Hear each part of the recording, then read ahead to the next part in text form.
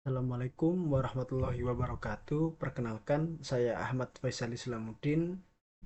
Di sini saya akan mempresentasikan tentang tugas saya, yaitu tentang pemrosesan sinyal biomedis FFT menggunakan Python dan web saya menggunakan Jupyter. Yang pertama-tama, FFT ialah suatu algoritma yang digunakan untuk mengubah sinyal waktu atau data spasial menjadi domain frekuensi. Ini memungkinkan analisis spektral yang efisien dalam berbagai aplikasi seperti pemrosesan sinyal, komunikasi, dan pengolahan gambar.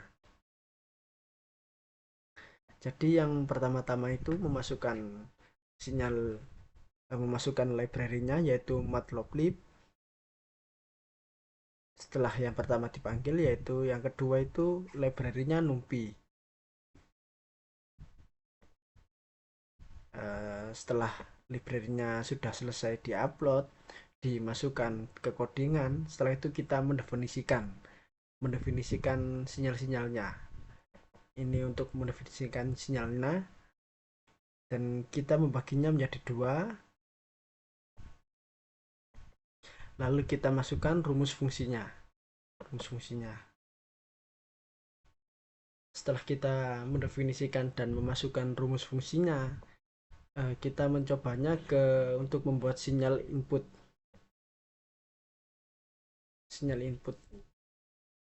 Setelah kita mencobanya, untuk sampling rate-nya itu 128, saya menggunakan 128, dan sampling intervalnya itu 1.0 per SR.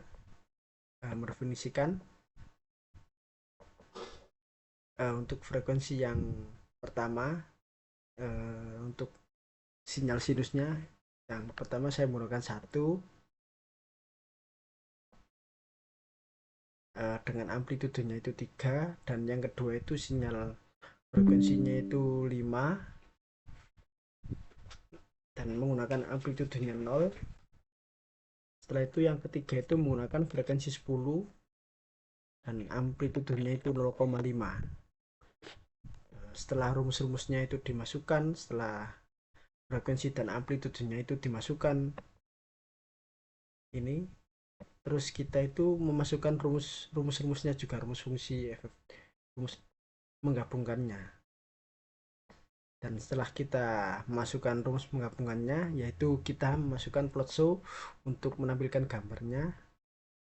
Untuk gambarnya seperti ini. Jadi untuk tiga frekuensi tadi dan amplitudenya tadi itu setelah digabung menjadi gambar seperti yang ada di sini setelah digabung. Ini untuk amplitudenya, dan yang kesini untuk waktunya, domain waktu sama amplitudenya. Setelah itu